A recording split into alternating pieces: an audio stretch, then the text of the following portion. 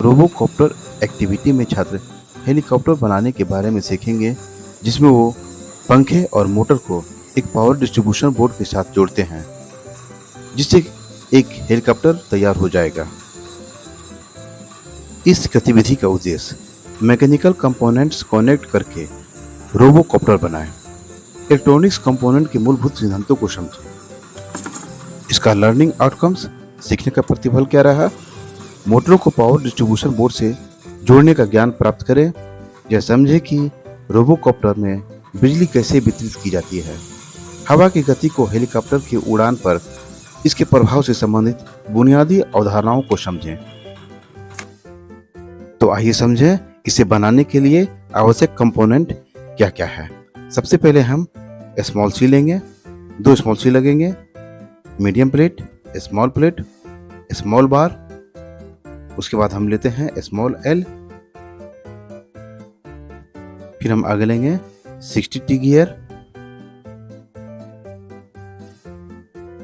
ये मोटर हो गया। ये हम लेते हैं मोटर शाफ्ट, स्मॉल शाफ्ट।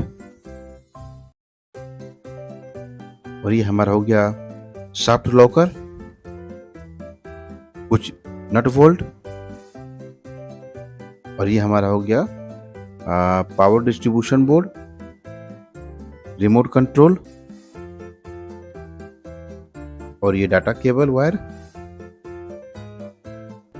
अब हम इसे जोड़ने का प्रयास करते हैं। सबसे पहले स्मॉल एल लेंगे, 2 स्मॉल एल, और उसके ऊपर मीडियम प्लेट को रख करके उसे टाइट कस देंगे।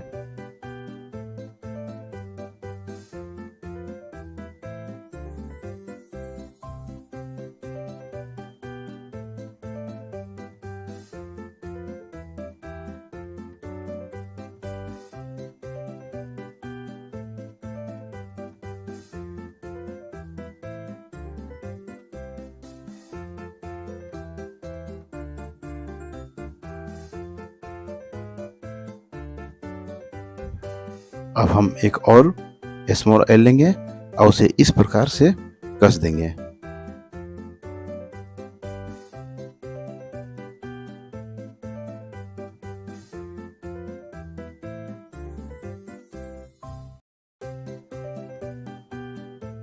अब इस स्मॉल एल को हमने इस मीडियम प्लेट पे टाइट कस दिया है।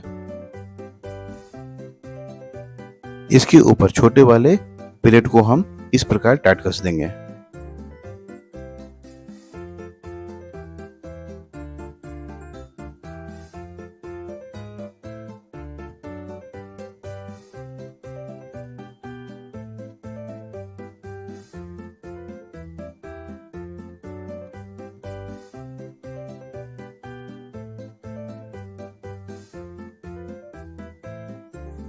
जब स्मॉल प्लेट पूरी तरह से फिट हो जाए तो अब हम इस पे मोटर को फिट करेंगे।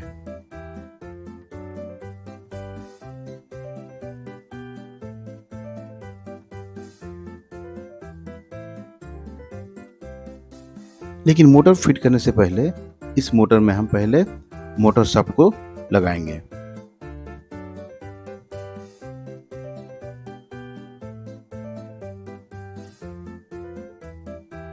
और ये मोटर में मोटर शाफ्ट फिट हो गया।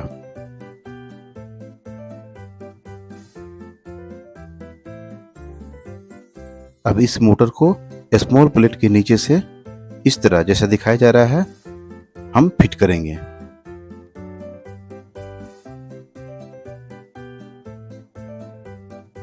अब हमारा मॉडल इस तरह नजर आ रहा है। मोटर को हम टाइट कस देंगे।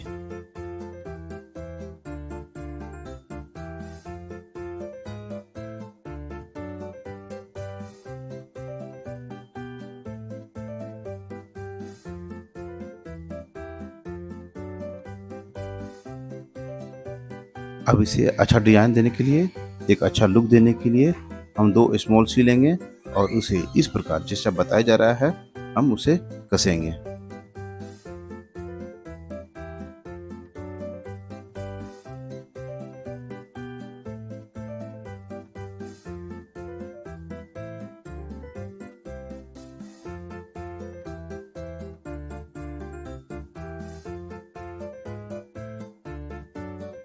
अब ये मॉडल कसने के बाद इस तरह नज़र आएगा।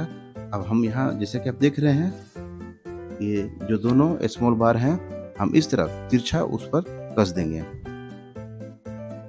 इसका लुक कुछ इस तरह नज़र आएगा।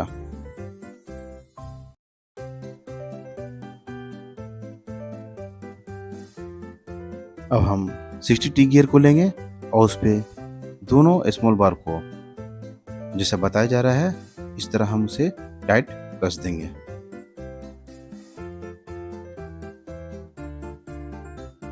कसने के बाद ये इस तरह नज़र आएगा।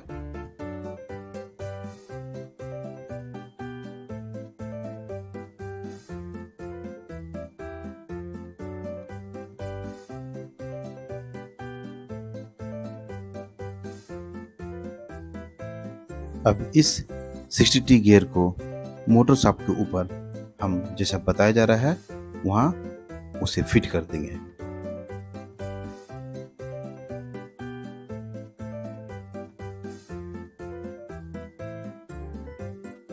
और ये फिट हो गया।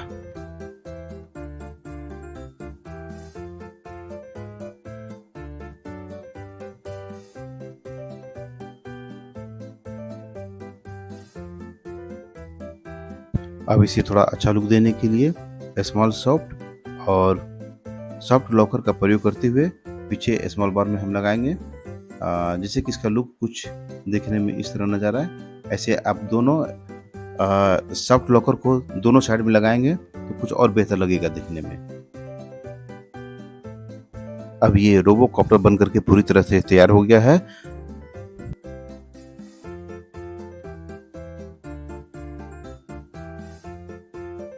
यहाँ तो हमने सभी मैकेनिकल कंपोनेंट को जोड़ दिया। अब इसके इलेक्ट्रॉनिक्स कंपोनेंट को कैसे जोड़ना है ये हम देखते हैं। मोटर के जो तार हैं उसे हम पावर डिस्ट्रीब्यूशन बोर्ड में इस तरह प्लग इन करेंगे और फिर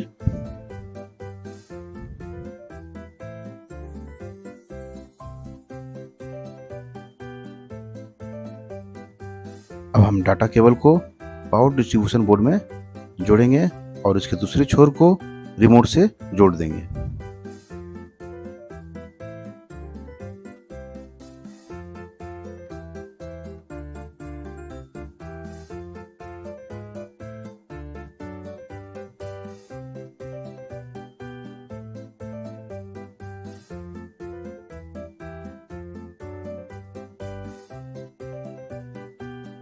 अब हम एडाप्टर का प्रयोग करेंगे। एडाप्टर की पिन को रिमोट के सॉकेट में जोड़ेंगे और फिर इस एडाप्टर को बिजली के सॉकेट में प्लग इन कर देंगे। स्विच ऑन करते ही हमारा इंडिकेटर इंडिकेट करने लगा और ये रिमोट का भी इंडिकेटर इंडिकेट कर रहा है। अब ये पूरी तरह बन करके तैयार होगा। अब हमारा ये रोबोकॉप्टर उड़ान भरेगा, उड़ने के लिए तैयार है।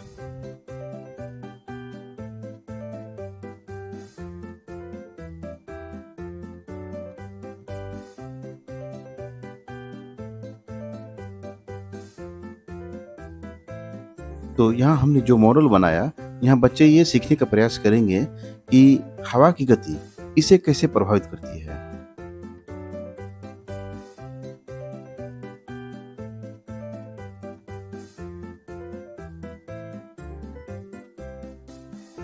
जहाँ तक इसके अनुप्रयोग की बातें करें तो हम देखते हैं कि ट्रांसपोर्टेशन रोबोट चीजों को एक स्थान से दूसरे स्थान तक ले जाने में मदद करते हैं।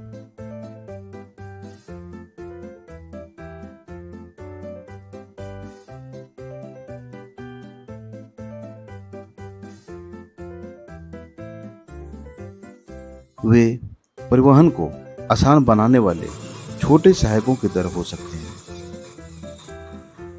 सर्विलांस कैमरे वाले रोबोट चीजों पर नजर रखते हैं